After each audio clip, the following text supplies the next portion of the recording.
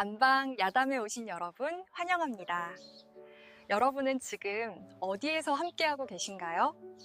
댓글 남겨주신 분들 위해 행운의 기도 드릴게요. 감사합니다.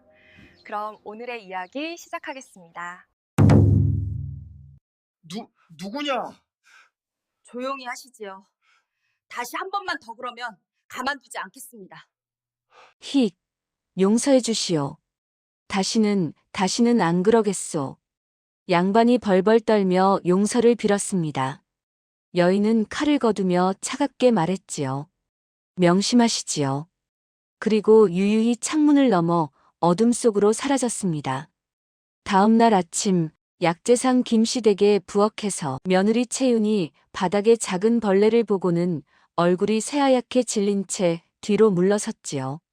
그런데 어젯밤 칼로 자르겠다고 협박하던 그 여인이 오늘 아침에는 벌레만 봐도 비명을 지르는 겁 많은 여인이 되었습니다. 과연 저 여인에게는 무엇이 숨겨져 있는 걸까요? 지금부터 그 여인의 이야기를 들려드리겠습니다. 며느리 채윤의 비명이 온 집안을 울렸습니다. 시어머니가 깜짝 놀라 부엌으로 달려왔지요. 무슨 일이냐? 채윤은 부엌 한 구석을 가리키며 얼굴이 새하얗게 질려 있었습니다. 그곳에는 작은 바퀴벌레 한 마리가 기어가고 있었지요. 저것이 벌레가. 채윤은 말을 채 잇지 못하고 휘청거렸습니다. 시어머니가 황급히 며느리를 부축했지요. 어휴, 바퀴벌레 하나 가지고 이게 무슨 난리냐. 진우야. 남편 진우가 뛰어들어왔습니다. 채윤은 진우의 품에 기대며 가늘게 신음했지요. 서방님. 부인. 정신 차리시오. 진우가 채윤을 안아 안채로 옮겼습니다. 시어머니는 한숨을 쉬며 고개를 저었지요. 며느리가 벌레 하나에도 저리 놀라니 큰일이구나. 어찌 시집살이를 하려는지. 채윤은 방에 누워서도 미세하게 떨고 있었습니다. 완벽한 겁쟁이 며느리의 모습이었지요. 하지만 아무도 보지 않는 순간 채윤의 눈빛이 차갑게 변했습니다. 그리고 다시 순식간에 겁에 질린 표정으로 돌아왔지요. 진우가 물수건을 가져와 채윤의 이마를 닦아주었습니다. 부인, 괜찮으시오? 내가 바퀴벌레를 치웠으니 안심하시오. 고맙습니다, 서방님. 채윤은 가늘게 대답하며 눈을 감았습니다. 완벽한 연기였지요. 채윤의 머릿속에 5년 전의 기억이 스쳐 지나갔습니다. 언니 채인은 양반집에 시집을 갔습니다. 모두가 부러워하는 혼처였지요. 채윤아, 언니는 이제 행복하게 살 거야. 언니는 그렇게 웃으며 떠났습니다. 하지만 1년도 채 되지 않아 소식이 끊겼지요. 채윤이 언니를 찾아갔을 때 언니는 이미 싸늘한 주검이 되어 있었습니다. 갑자기 병이 들어 돌아가셨습니다. 시댁 사람들은 차갑게 말했지요. 하지만 채윤은 언니의 몸에 난 상처들을 보았습니다. 구타당한 흔적, 굶은 흔적이 역력했지요. 채윤은 관가로 달려갔습니다. 제 언니가 억울하게 죽었습니다. 시댁에서 구박받아. 집안일은 관가에서 다룰 바가 아니오. 돌아가시오. 관리는 귀찮다는 듯 손을 내저었습니다. 아무도 언니의 억울함을 들어주지 않았지요. 채윤은 언니의 무덤 앞에 무릎을 꿇었습니다. 언니, 미안해요. 제가 지켜주지 못해서. 눈물이 뚝뚝 떨어졌습니다. 그리고 채윤은 이를 악물며 맹세했지요. 언니 같은 여인이 더 이상 없게 하겠어요. 제가 지켜줄게요. 그날부터 채윤은 감정을 죽이고 무술을 배우기 시작했습니다. 5년이라는 시간 동안 채윤은 칼을 잡고 또 잡았지요. 언니, 조금만 기다려요. 채윤의 눈빛은 더 이상 예전의 순한 눈빛이 아니었습니다. 그러던 어느 날 채윤은 언니의 유품을 정리하다가 특별한 무늬가 새겨진 약재 포장지를 발견했습니다. 이건 어디서 온 걸까? 채윤은 한양 곳곳을 돌아다니며 같은 종이를 찾았습니다. 그리고 마침내 약재상 김씨 댁에서 똑같은 포장지를 발견했지요. 그곳은 언니의 흔적이 있는 곳이기도 했지만 채윤이 해야 할 일을 위한 완벽한 곳이기도 했습니다. 약재상 창고에는 사람을 잠재우는 미혼양이 있었습니다. 상처를 고치는 금창약도, 독초도 모두 갖추어져 있었지요. 밤마다 급한 환자가 찾아오는 집이었습니다. 채윤이 밤늦게 나갔다가 돌아와도 급한 약을 다렸다고 하면 아무도 의심하지 않았지요. 게다가 약을 사러 오는 여인들은 자연스럽게 자신의 사연을 털어놓았습니다. 병든 식구를 돈 이들, 구박받는 며느리들. 그들의 이야기를 들을 수 있는 곳이었지요. 둘째 아들 진우도 쓸모가 있었습니다.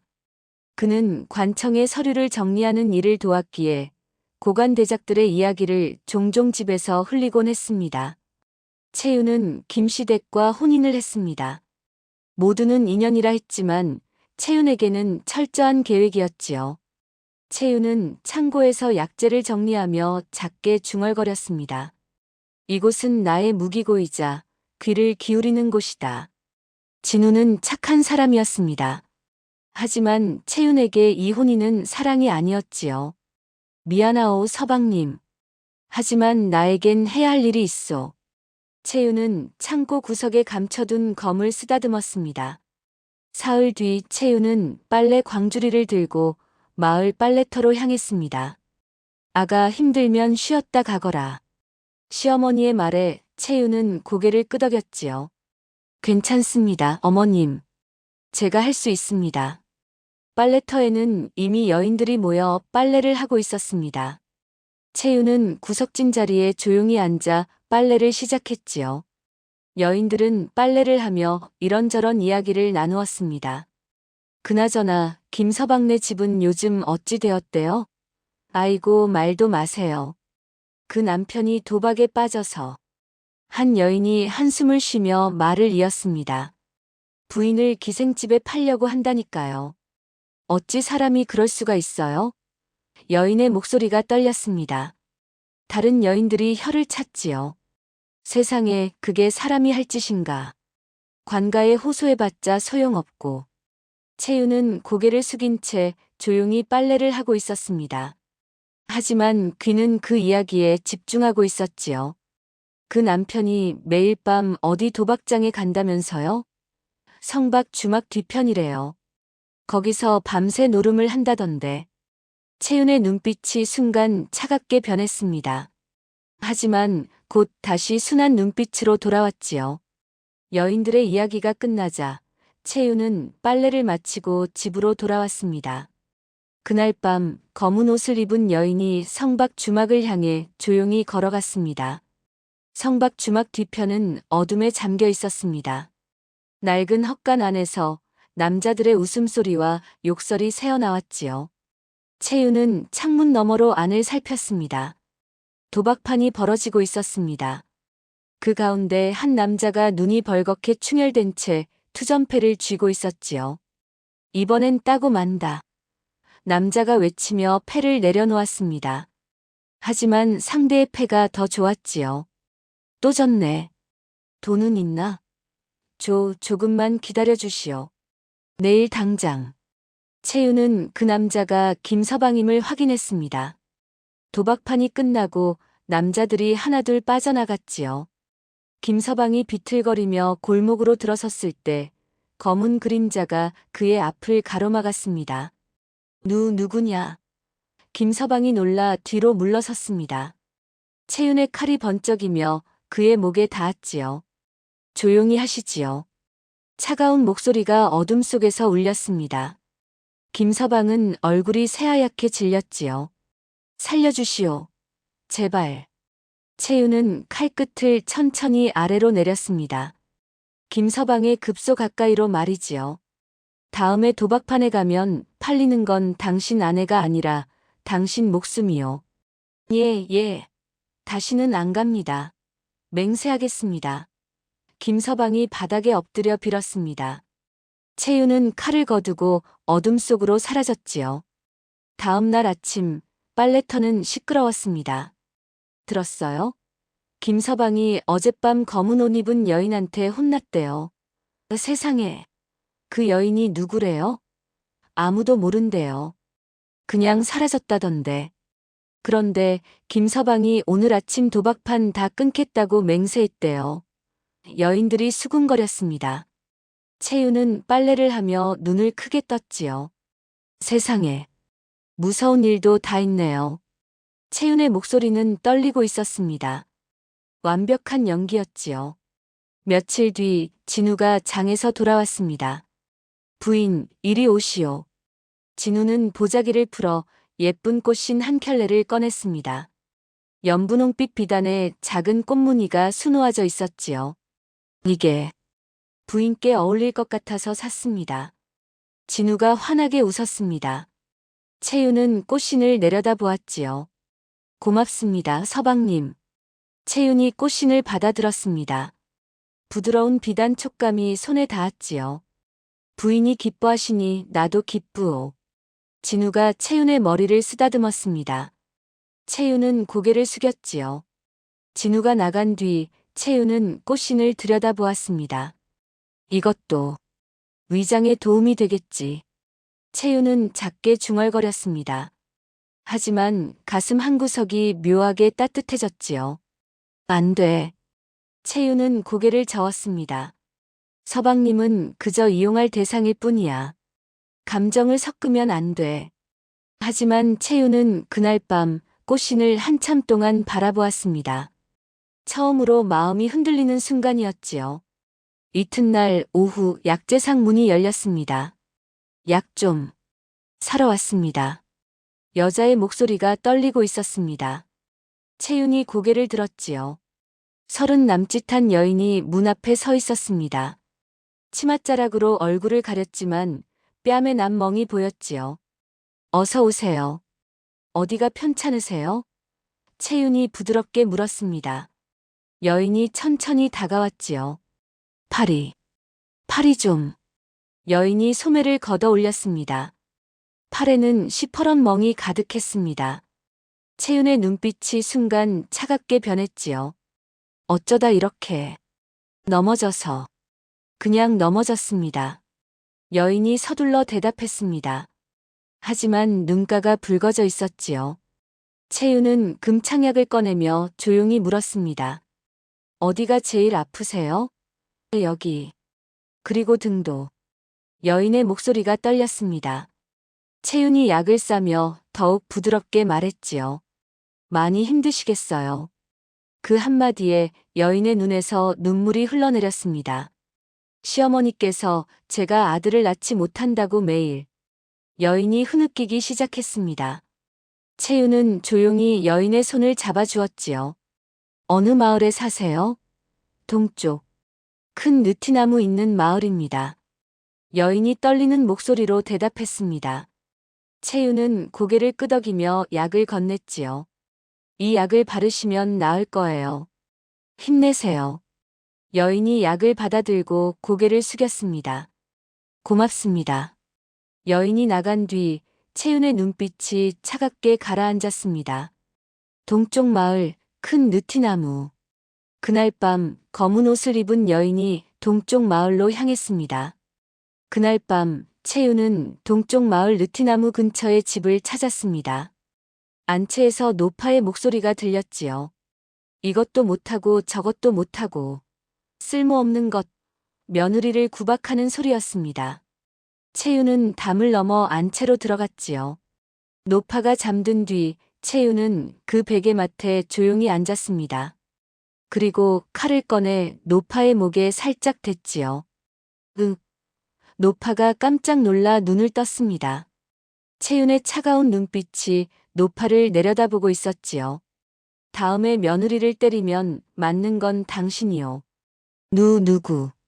명심하시지요. 채윤이 칼을 거두고 담을 넘으려는 순간이었습니다. 갑자기 고양이 한 마리가 담 위로 튀어나왔지요. 채윤이 놀라 균형을 잃었습니다. 손이 담 위에 날카로운 기왓장에 긁히며 피가 흘렀지요. 채윤은 이를 악물고 급히 천으로 손을 감쌌습니다. 옷깃에 핏자국이 묻어 있었지요.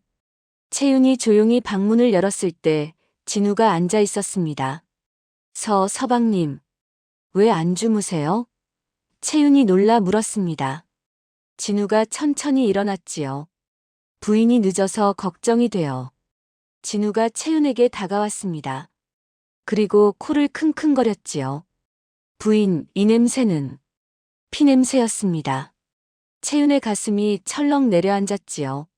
아, 부엌에서 생선을 손질하다가 손을 베었어요. 채윤이 급히 손을 내밀었습니다. 천에 쌓인 손가락에서 피가 배어 나오고 있었지요. 생선을 이 밤중에. 진우의 눈빛이 의심스러웠습니다. 채윤은 고개를 끄덕였지요. 내일 아침 국을 끓이려고 미리 손질했어요. 진우는 한동안 채윤을 바라보았습니다. 그리고 조용히 말했지요.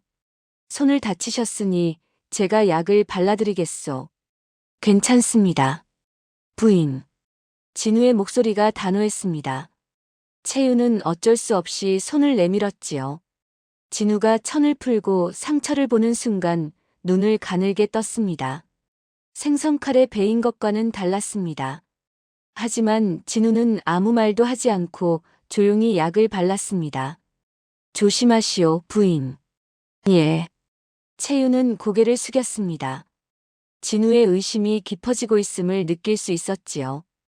다음 날 아침, 채윤은 평소처럼 일어나 부엌으로 향했습니다. 아가, 아침상 준비는 다 되었느냐? 시어머니가 물었습니다. 채윤은 공손하게 고개를 숙였지요. 예, 어머님. 곧 올리겠습니다. 채윤은 조심스럽게 상을 들고 안채로 들어갔습니다. 시어머니가 상을 내려다보았지요. 국이 좀 싱거운 것 같구나. 죄송합니다, 어머님. 제가 간을 덜 맞춘 것 같습니다. 채윤이 고개를 더 깊이 숙였습니다. 시어머니가 한숨을 쉬었지요. 그래도 손이 다친 것 치고는 잘했다. 괜찮겠느냐? 괜찮습니다, 어머님. 걱정 마세요. 채윤은 순종적으로 대답했습니다. 완벽한 며느리의 모습이었지요. 시어머니가 밥을 먹는 동안 채윤은 옆에서 조용히 시중을 들었습니다. 아가, 오늘 빨래터에서 들었는데 말이다. 예, 어머님. 동쪽 마을에 사는 박신의 집 시어머니가 어젯밤 큰일을 당했다더구나. 채윤의 손이 살짝 굳었습니다. 하지만 곧 평온한 표정으로 돌아왔지요. 무슨 일이셨나요? 검은 옷 입은 여인이 나타나 협박을 했다지 뭐냐. 그래서 며느리를 때리지 말라고. 시어머니가 혀를 찼습니다. 세상에 무서운 일도 다 있구나. 그래도 박신의 며느리가 불쌍하긴 했지. 맨날 얻어맞고 살았으니. 그러게요, 어머님. 채윤이 조용히 대답했습니다. 시어머니가 채윤을 돌아보았지요. 우리 아가는 참 착하고 순하니 내가 복이 많지. 감사합니다, 어머님. 채윤은 고개를 숙였습니다. 하지만 그 순간 채윤의 눈빛이 차갑게 변했다가 다시 순한 눈빛으로 돌아왔지요. 밤에는 검을 들고 악인을 응징하던 그 손으로 낮에는 시어머니께 공손히 밥상을 올렸습니다. 채윤은 두 개의 얼굴을 완벽하게 오가고 있었지요. 며칠 뒤 하늘에서 비가 내리기 시작했습니다. 채윤은 장에 다녀오는 길에 한 양반이 상민 여자를 괴롭히는 장면을 보았습니다. 이것이 내 땅을 밟고 다녔다는 거냐? 양반이 여자의 멱살을 잡고 있었지요. 여자는 울며 빌고 있었습니다. 죄송합니다, 나으리. 제가 길을 잘못. 채윤은 고개를 숙이고 지나쳤습니다. 하지만 양반의 얼굴과 옷에 새겨진 문양을 눈에 담았지요. 그날 밤 비가 더욱 거세게 내렸습니다. 진우는 잠이 들었다가 문득 깨어났습니다. 옆을 보니 채윤이 없었지요. 부인. 진우가 일어나 방 안을 둘러보았습니다. 채윤의 옷도 신발도 사라졌습니다. 혹시 뒷간에. 하지만 마당에는 아무도 없었습니다. 진우는 불안한 마음으로 방으로 돌아와 앉았지요. 1시경쯤 지났을까? 방문이 조용히 열렸습니다. 채윤이 들어왔습니다. 옷이 비에 흠뻑 젖어 있었고 머리카락에서 빗물이 뚝뚝 떨어지고 있었지요. 부인. 진우가 놀라 일어났습니다. 채윤은 진우를 보고 눈이 휘둥그레졌지요. 서방님, 왜, 어디 다녀오신 겁니까? 진우의 목소리가 떨렸습니다. 채윤은 황급히 대답했지요. 밖에서 소리가 나서 혹시 도둑인가 싶어. 이 밤에 혼자 나가시다니. 진우가 채윤의 젖은 옷을 벗기며 말했습니다. 채윤은 고개를 숙였지요. 죄송합니다. 진우는 마른 옷을 가져와 채윤에게 입혔습니다. 그리고 마루에 난 젖은 발자국을 보았지요. 채윤이 잠든 뒤 진우는 홀로 일어나 그 발자국을 천천히 닦았습니다. 젖은 발자국은 방에서 대문까지 이어져 있었습니다. 나간 것이 분명했지요. 진우는 걸레를 쥔 채 멈춰 섰습니다. 부인은 대체 누구신가? 진우의 눈빛에 의심과 걱정이 깊어져 갔습니다. 이튿날 시어머니가 채윤을 불렀습니다. 아가, 창고 좀 정리해다오. 묵은 약재들을 정리해야겠구나. 예, 어머님. 채윤은 창고로 들어갔습니다. 먼지가 쌓인 선반들을 하나씩 닦아내렸지요. 구석진 곳에 오래된 장부들이 쌓여 있었습니다. 채윤은 그것들을 꺼내 먼지를 털었지요. 그때 한 장부가 바닥에 떨어졌습니다. 채윤이 집어들고 펼쳐보았지요. 5년 전의 기록이었습니다. 채윤의 손이 떨렸습니다. 그곳에 적혀있는 글씨가 눈에 들어왔지요. 맹독초 박서기 주문. 이시댁 배달. 주소가 적혀 있었습니다. 언니가 시집갔던 바로 그 집이었지요. 채윤은 더 자세히 읽어 내려갔습니다. 그리고 이상한 기록을 발견했습니다. 특수 약재 마이너스 박서기 주문. 초하루 배달. 특수 약재. 채윤은 고개를 갸우뚱했습니다. 약재상에서 일한 지 몇 달이 되었지만 그런 이름의 약재는 들어본 적이 없었지요. 채윤은 장부를 더 넘겨보았습니다. 특수 약재라는 기록이 매달 초하루마다 있었습니다. 그것도 엄청난 양으로 말이지요. 이게 대체 무슨... 채윤은 며칠간 그 기록을 곰곰이 생각했습니다. 그러던 어느 날 약재상에 손님이 왔습니다. 박석이 나으리께서 초하루에 한양 가신다면서요? 그렇대요. 큰 어른께 문안 드리러 가신다던데. 손님들의 대화를 듣던 채윤의 눈이 번쩍 떴습니다. 초하루. 큰 어른. 문안. 채윤은 깨달았습니다. 특수 약재는 뇌물이었구나. 박석이가 매달 초하루마다 한양의 권세가에게 뇌물을 바쳤고 그것을 약재상 장부의 특수 약재로 위장해 기록했던 것이지요. 채윤의 입가에 차가운 미소가 번졌습니다. 이제 알았어. 그자의 약점을. 채윤은 장부를 품속에 감췄습니다. 복수의 방법이 보이기 시작했지요. 채윤은 계획을 세웠습니다. 장부에서 본 대로 박석이는 이번 초하루에도 한양에서 온 권세가에게 뇌물을 바칠 것이었지요. 초하루가 며칠 앞으로 다가왔습니다. 채윤은 박석이 집 근처를 지나다가 하인들이 비단 상자를 준비하는 것을 보았지요. 때가 되었다. 초하루 전날 밤 채윤은 고양이보다 가벼운 몸짓으로 박석이의 창고에 들어갔습니다. 비단 상자가 놓여 있었습니다. 채윤은 그것을 열었지요. 언니, 이제 그자의 탐욕이 그자의 목을 올가맬 것이에요. 채윤은 보석이 든 주머니를 모두 꺼냈습니다. 그리고 그 자리에 약재상에서 찾은 장부와 박석이의 죄상을 기록한 문서를 채워 넣었지요. 언니의 묘에서 가져온 차가운 흙도 함께 넣었습니다. 상자 겉면에는 박석이의 인장을 위조해 찍어 두었지요.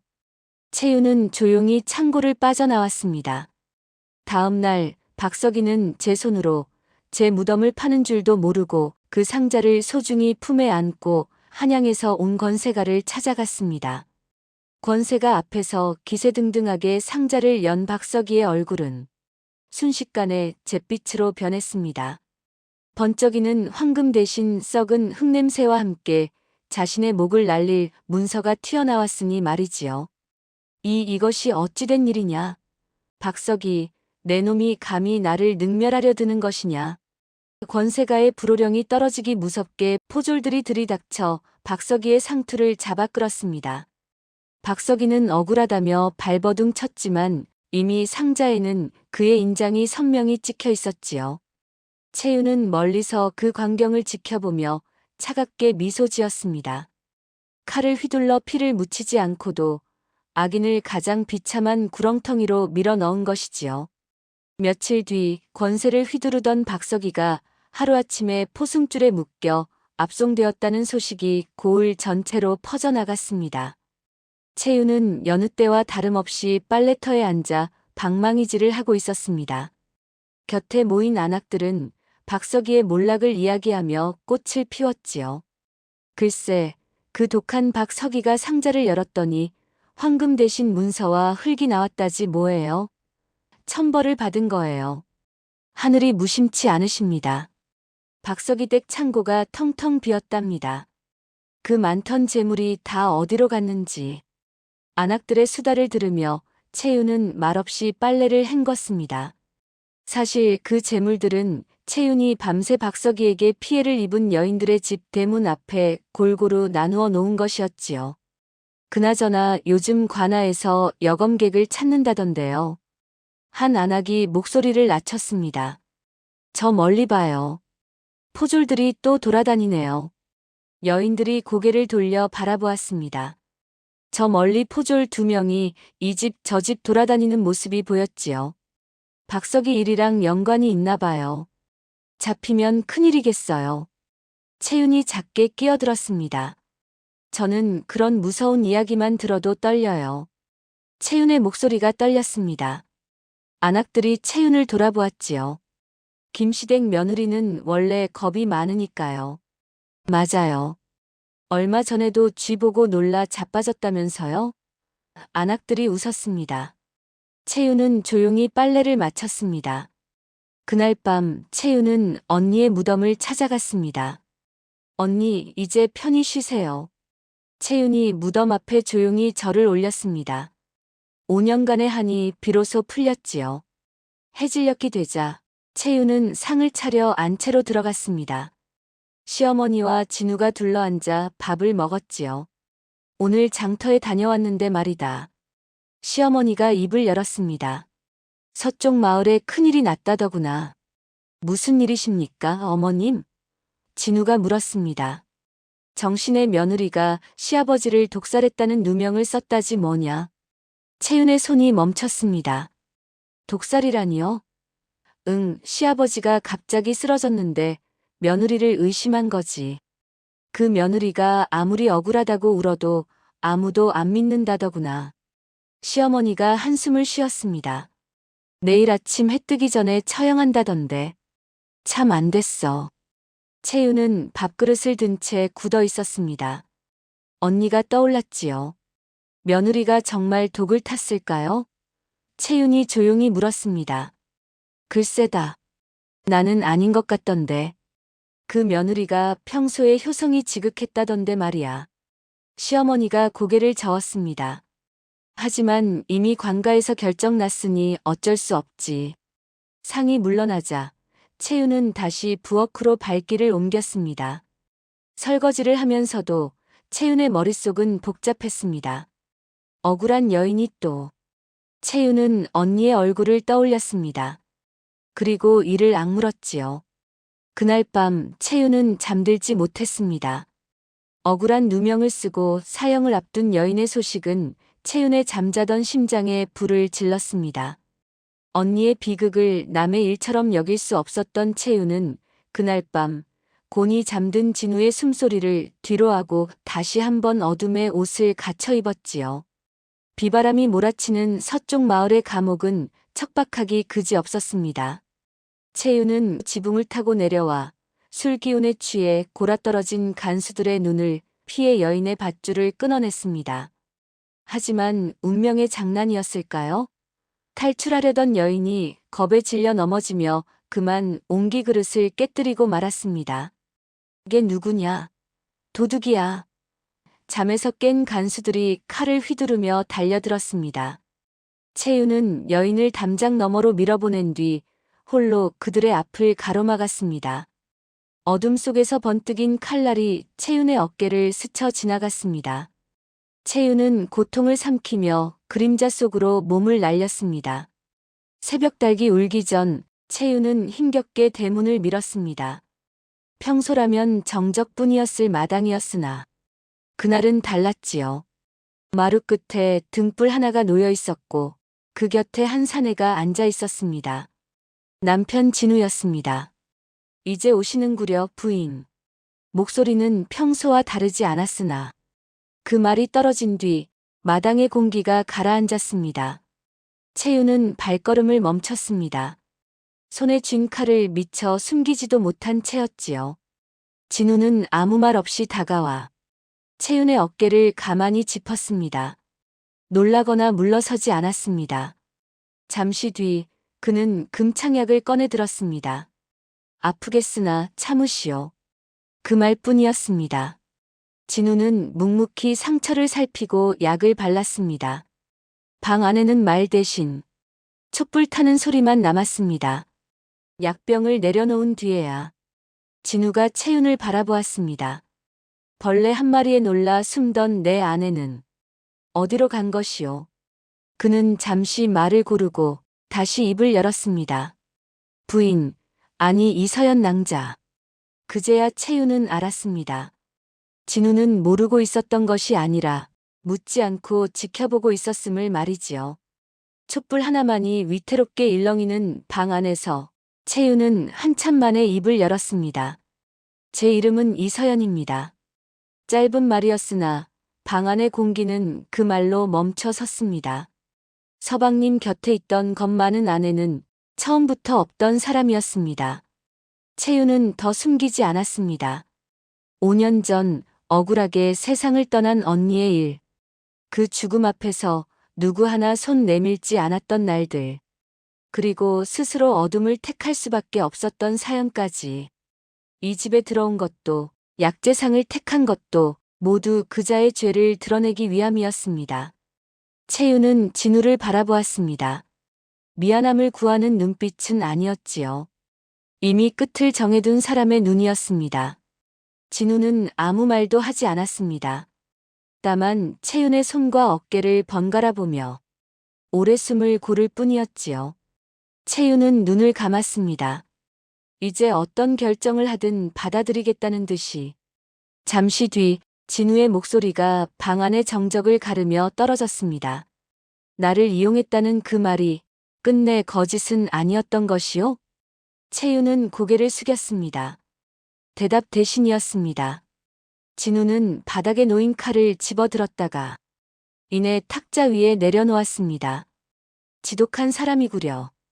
그 말 뒤에 더는 말을 잇지 않았습니다.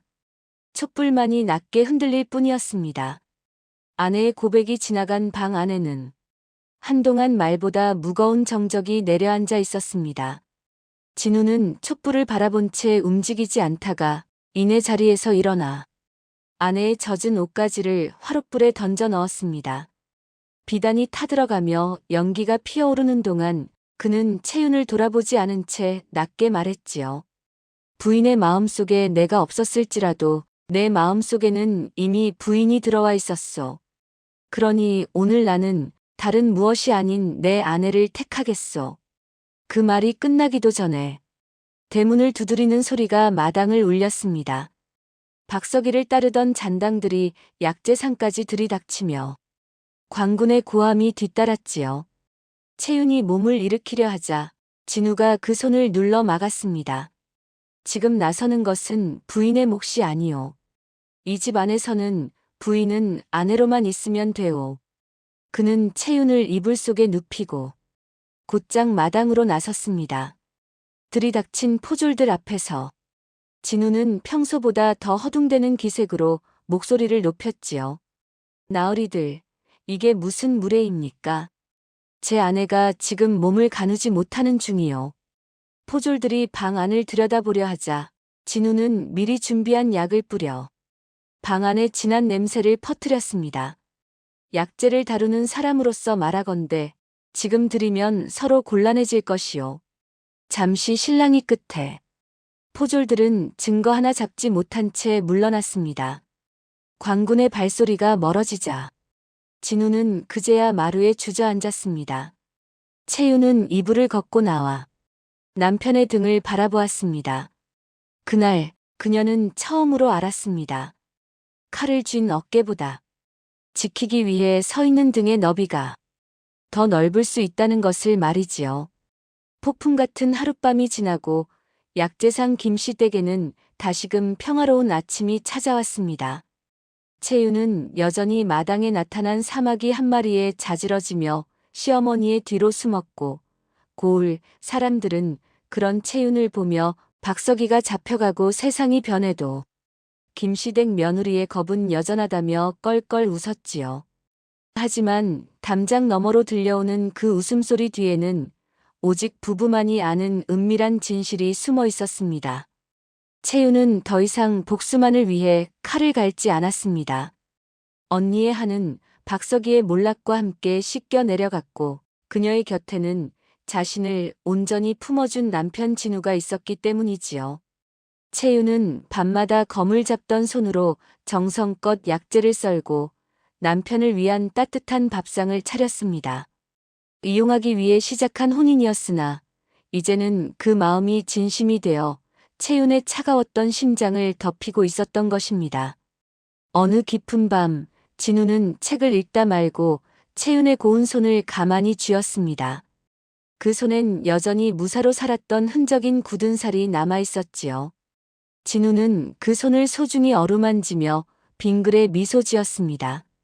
부인, 이제는 밤에 나가는 일 없이 편안히 잠드시는구려. 채윤은 남편의 어깨에 머리를 기대며 속삭였습니다. 서방님께서 제 어둠을 걷어내 주셨는데 제가 어딜 가겠습니까? 이제는 이 집의 겁쟁이 며느리로 늙어가는 것이 제 평생의 소원입니다. 하지만 이야기는 여기서 끝이 아니었습니다.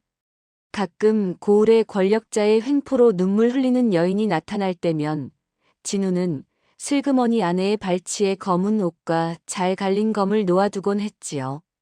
그러면 채윤은 낮에는 비명을 지르는 겁쟁이로 살다가도 밤이면 남편이 미리 파악해둔 악당의 집으로 바람처럼 날아갔습니다. 진우는 그런 아내의 길을 등불로 밝혀주며 돌아온 아내의 젖은 발을 닦아주는 든든한 조력자가 되었습니다. 옛말에 지성감천이라는 말이 있습니다. 진심을 다하면 하늘도 감동한다는 뜻이지요. 남편의 지극한 사랑이 복수의 화신이었던 여인을 지켰고 여인의 강인함이 부부의 평화를 지켰으니 이보다 더한 인연이 어디 있겠습니까?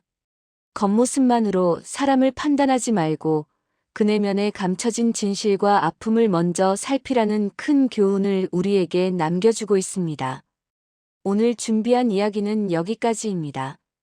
채윤과 진우 부부의 소름 돋는 이중생활 이야기가 재미있으셨나요?